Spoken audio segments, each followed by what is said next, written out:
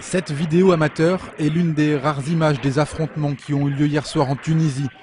Une nuit particulièrement meurtrière. Selon un dirigeant de l'opposition, au moins 20 personnes sont mortes sous les balles à Talla et Kasserine, au centre-ouest du pays, dans le sud de Tunis.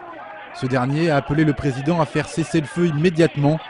De nombreux témoignages affirment en effet que les forces de l'ordre ont tiré sur des manifestants au centre de Talla notamment. À Kasserine, un enfant de 12 ans aurait été tué selon un autre témoin. Ce bilan très lourd n'est toutefois pas confirmé par le gouvernement. Hier soir, le ministère de l'Intérieur faisait état de 2 morts et 8 blessés par balle à Talla, affirmant que la police avait ouvert le feu dans un acte de légitime défense. Des autorités tunisiennes qui par ailleurs interdisent toute image des manifestations. Les troubles et les affrontements avec la police se multiplient depuis que Mohamed Bouazizi s'est immolé par le feu le 17 décembre dernier. Ce vendeur sans permis est devenu le symbole d'une révolte contre la précarité et le chômage, notamment celui des jeunes diplômés. Cette tension dans le pays, mêlée à la désinformation, ont des conséquences jusqu'en France. À l'aube ce matin, à Pantin, en Seine-Saint-Denis, une bombe artisanale a explosé devant le consulat de Tunisie.